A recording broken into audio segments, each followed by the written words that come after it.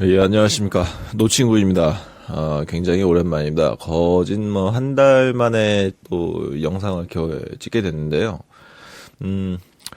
개인적으로 조금 바쁜 일들이 좀 있었어요.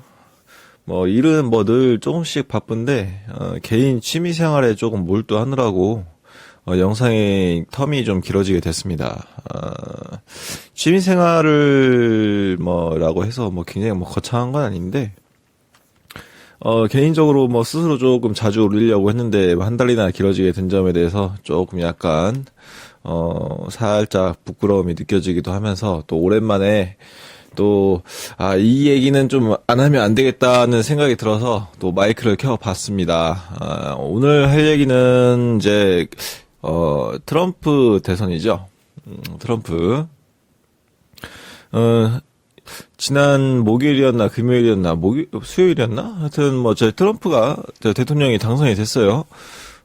미국 역사상 한 대통령이 재선에 실패했다가 다시 대통령에 도전을 해가지고 좀 이렇게 띄엄띄엄 대통령을 해먹는 역사는 두 번째라고 하는데 좀 약간 한마디로 좀 이례적이라는 얘기죠. 어쨌든 지금 현재 트럼프가 다시 대통령이 됐습니다. 저는 진지하게 트럼프든 해리스든 누가 대통령이 되는지 사실 크게 관심이 없었고, 예측도 전혀 하질 못하고 또 안 했어요. 예측을 안 하기도 했고 못 하기도 했고, 이게 그런 말들 많이 하잖아요. 어떤 정치인이 지도자가 되든 네 인생에는 크게 상관이 없다. 저는 이 말을 내국의 한정에서는 동의를 하진 않아요. 특히 그치. 대한민국에서는 누가 대통령이 되느냐에 따라서 내 인생이 달라진다고 생각을 하기 때문에 이 말에 동의를 하지 않는데, 미국 대통령은 좀 다른 얘기예요. 특히 외국의 대통령. 저는 트럼프가 되든 해리스가 되든 진짜 진실로 대한민국에 사는 한 개인의 인생이 크게 달라지지 않는다고 생각을 하기 때문에, 그리고 실질적으로 외국인인 대한민국 사람들 입장에서는 트럼프든 해리스든 누가 대통령이 될 수 있는지 이렇게 영향을 끼칠 수도 없잖아요. 솔직히 이거는 대한민국의 일개 개인이 아니라 대기업 회장 또는 심지어는 대한민국의 대통령이라고 하더라도 미국의 대통령이 누가 되는지 그 영향을 저는 1도 줄 수 없다고 생각을 합니다. 미국의 투표권 하나만 가진 시민보다 대한민국의 대통령이 오히려 저는 영향력이 더 적다고 생각하는 사람이에요. 그래서 저는 전혀 누가 대통령이 되는지를 바라본 적도 없고 예측도 해본 적이 없습니다. 그래서 저는 지금 대통령이 지금 트럼프가 당선이 됐는데, 나는 트럼프가 될 줄 알았다. 이렇게 얘기하는 사람들 간혹 있는데, 저는 조금, 사실 좀 그런 얘기하는 사람들 보면은, 전혀 신뢰가 가질 않죠. 어쨌든 간에, 저는 그런 얘기를 하고 싶어서 오늘 마이크를 켰어요. 해리스가 대통령이 되면 이러이러할 것이다. 트럼프가 대통령이 되면 이러이러할 것이다. 세계 국제 정세가 어떻게 돌아가고, 대한민국에 어떠한 영향력을 끼칠 것이다. 이런 진부한 얘기를 하려는 게 아니고, 저는 그렇게 대단한, 희한이나 통찰력을 가진 것도 아니고, 갑자기 국제 정세에 대해서 좀 아는 듯이 떠들려고 하는 게 아니고, 저는 그런 얘기를 하려는 게 아닙니다. 저도 아는 것도 없고, 제가 뭘 알아요? 방구석에 조용히 시골에서 사는 시골 노총각이 그런 거 알겠습니까? 어쨌든 간에, 저는 그 점을 얘기하고 싶었어요. 사실 트럼프가 당선이 되기 직전까지만 해도, 대한민국 사람들은 조금, 해리스가 당선이 될 것이라고 많이 생각들을 했던 것 같아요. 이게 대한민국 사람들이 착각을 했다는 게 아니에요. 그렇게 생각을 한 대한민국 사람들은 잘못이 없습니다. 왜냐하면은, 주류 레거시 언론에서, 굉장히 해리스가 박빙이고, 이렇게 엎치락 뒤치락 하고, 이기는 주도 있고, 여론조사에서도 해리스가 굉장히 높게 나온다라고 보도를 많이 했어요. 레거시 언론들, MBC, JTBC를 특히 그 두 언론사가 많이 그랬고, 보수 쪽 언론사에서도, 크게 그렇게 아니다, 트럼프 당선이 유력하다, 트럼프가 대세다, 이렇게 보도하는 걸 저는 못 본 것 같아요. 그러니까 대한민국 모든 언론이 해리스를 당선을 원했던 건지, 아니면은 진짜로 자기들이 정보력이 그래서 해리스가 당선이 유력하다고 본 건지는 모르겠는데 어쨌든 다 빗나갔습니다. 트럼프 당선을 예측한 언론은 없었고 예측을 떠나서 계속 그 대선 기간 내내 해리스가 어디는 하여튼 비등비등하다. 어쨌든 그렇게 예측을 하기 어렵다. 이기는 여론조사도 많이 나온다. 이런 얘기들을 많이 했어요. 근데 이제 트럼프가 당선이 된 이후에 드러난 진실로는, 전혀 그렇지 않았다. 그동안 대선 기간 내내 해리스는, 박빙이었던 적도 없고, 여론조사가 우세로 나왔던 거는, 특정 아주 그냥 신빙성 없는 일부 여론조사 업체의 결과에서나 그랬었던 것이고, 큰 차이로 항상 트럼프가 이기고 있었다. 그리고 그래서 미국 내 안에서는 크게 이변 없이 트럼프의 당선이 예측을 했었고 실제로 그게 결과로 나타났다라는 게 사실로 많이 드러났습니다. 저는 여기서 이 얘기를 하고 싶어가지고 지금 오늘 마이크를 킨 거예요. 저는 이제 트럼프 당선이 됐냐 안 되냐 중요한 게 아니라 대한민국 언론사의 정보력이 형편이 없다는 말을 하고 싶어서 마이크를 킨 것이죠. 대한민국 언론사들의 특히 이 내국에 대한 정보도 굉장히 부실하거나 거짓말을 일삼는데 외신에 대해서만큼은 철저하게 국민의 알 권리를 가리고 있습니다. 정말 대한민국 주류 언론들의 신빙성이 제로예요. 특히 다른 나라도 아니고 제일 가장 큰 대한민국의 유일한 동맹국인 미국의 사정에 대해서도 이렇게 정보력이 형편이 없다는 것은 되게 굉장히 개인적으로 조금 무섭게 생각을 할 정도입니다. 어떻게 이렇게 모를 수가 있었는지, 아니면은 일부러 알고도 거짓말을 한 것인지, 저는 그렇게 생각을 하거든요. 대한민국 언론을 통해서 외신을 통해서 이제 해외 정보를 수집하려는 거는 이제는 그러면 안 된다는 거를 알 정도의 지경까지 왔어요. 일반 개개인이 대한민국의 언론이 오늘 아침 뉴스, 저녁 뉴스에서 외국에 대한 소식이 이러이러하게 얘기를 하더라라고 얘기를 하면은 이제는 무조건 의심을 해야 됩니다. 무조건 믿지 말아야 돼요. 저는 그렇게 생각을 하거든요. 둘 중 하나라고 봐요. 대한민국 언론사들의 정말 무능하고 정보력이 형편이 없어서 그동안 그렇게 보도를 한 것이다. 아니면 대한민국 언론사들 핵심 관계자들, 특히 해외 정보의 일선에 있는 사람들의 정보력은 진실을 알고 있음에도 일부러 거짓 보도를 했다. 이 두 가지 경우의 수가 있잖아요. 저는 차라리 전자였으면 좋겠어요. 무능해서 정보력이 없어서 그렇게 그냥 해리스가 이기고 있다고 그냥 해리스가 당선이 유력하다 아니면 또는 그 정도까지는 아니더라도 굉장히 박빙이고 트럼프랑 비등비등하다 그런 식으로 몰라서 그랬으면 차라리 좋겠다고 저는 생각을 합니다. 차라리 정말 몰라서 아무 말 짓거리는 거랑 진실을 알고 있는데 거짓말을 하는 거랑은 다른 거니까요.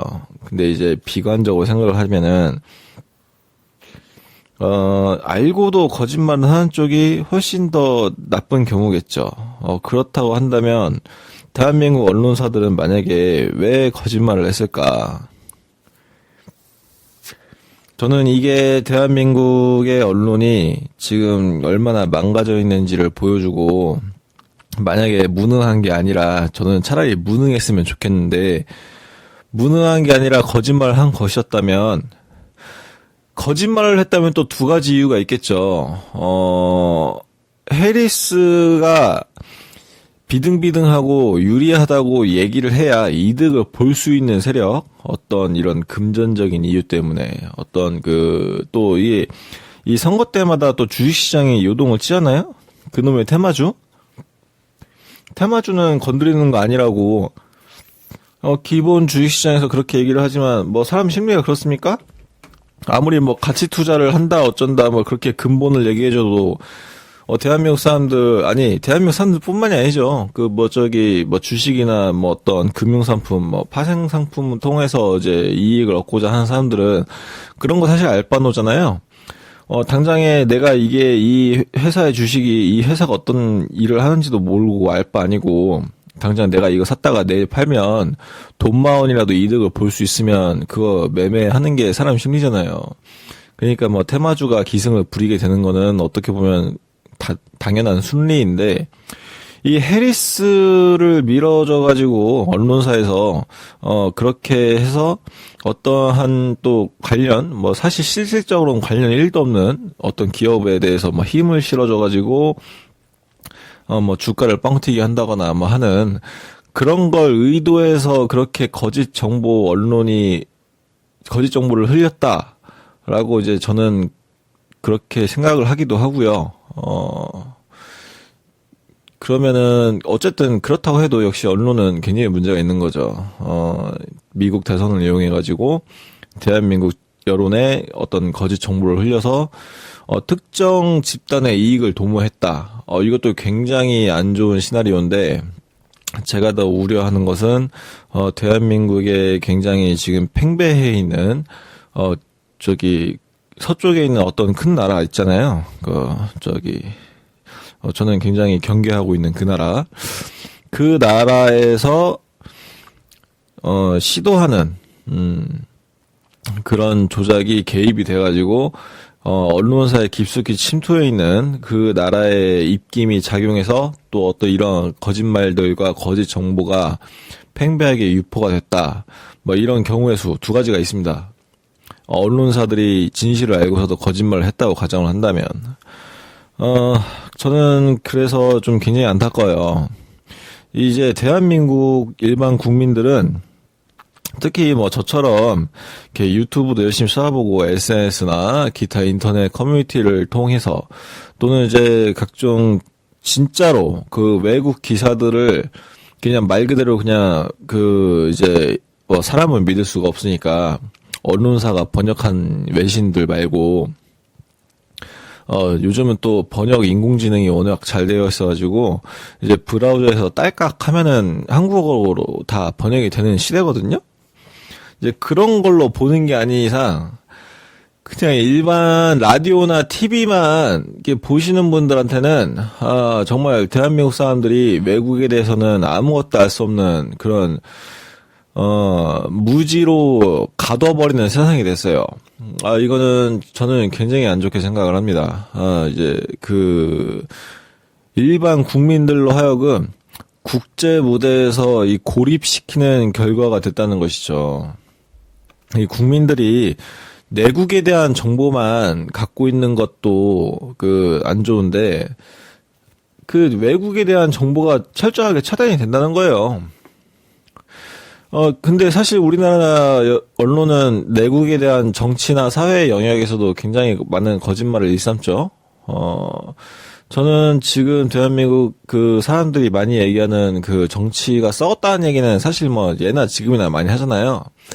저는 제일 시급한 문제가 대한민국 언론이 제 기능을 못한다고 생각을 합니다. 그게 가장 큰 문제예요. 이 사회에 만연한 많은 문제와 과제들이 있는데, 저는 그 중에 1순위가 언론의 부패와 언론이 제 기능을 하지 못한다는 그 부분 때문입니다. 지금 대한민국 언론은 5공화국 시절 보다 못해요. 이게 민주주의가 제대로 작동하는 게 맞는 그런 사회 언론인지 의심이 갈 지경입니다. 솔직히 이런 말 하면 좀 그렇지만 그냥 유튜버가 언론보다 나아요. 뭐 제가 낫다는 건 아니에요. 저 말고.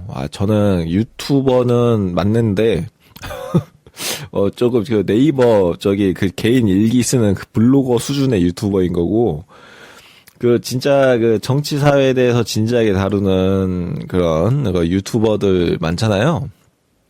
이게 꼭 채널의 규모를 얘기하는 게 아닙니다. 무슨 월드, 그런 유튜버들을 꼭 지칭하는 건 아니에요. 사실 그 부분도 약간 조금 부족하다는 생각을 좀 하긴 하는데, 하여튼 그걸 떠나서, 그러함에도 불구하고, 그런 유튜버들이 대한민국 언론보다 나아요. 이 사회 문제를 다루는 부분에 있어서는. 어쨌든, 안타깝습니다. 트럼프가 되든, 해리스가 되든, 진짜 제 인생에는 크게 상관이 없는 부분이긴 한데, 그런 얘기를, 방위 분담금이니 뭐니, 이렇게 또 트럼프에 대해서 이 대한민국과 외교 관계에 있어서 정책에 대해서 또 얘기할 부분이 없는 건 아닌데, 어쨌든 저는 이제 그런 얘기보다는 이런 트럼프 당선에 대해서 전혀, 그동안 대한민국의 국민들의 눈과 귀를 가려온 한국 언론의 문제점을 얘기해보고 싶어서 좀 오랜만에 마이크를 켰습니다. 개인 취미 생활에 좀 약간 몰두하느라고, 이렇게 또 한참 영상이 격조했었는데, 또 이번 트럼프 당선을 계기로 해가지고, 초창기처럼, 이렇게 굉장히 부지런히 자주 올리지는 못하겠지만, 그래도 잊지 않고, 꾸준하게, 제가 큰일 나가지고 진짜 아예 말을 못하는 상황이 오기 전까지는, 이렇게라도 가끔씩이라도 꾸준히 영상을 올리는 시간을 가져보도록 하겠습니다. 오늘도 두서없는 제 아무 말 대잔치 들어주셔서 굉장히 감사하고요. 날씨가 이제 굉장히 추워지는데, 다들 이렇게 추워지는 날씨에 건강에 이상 생기지 않도록, 건강 잘 단디하시길 바라겠습니다. 감사합니다. 노친구였습니다.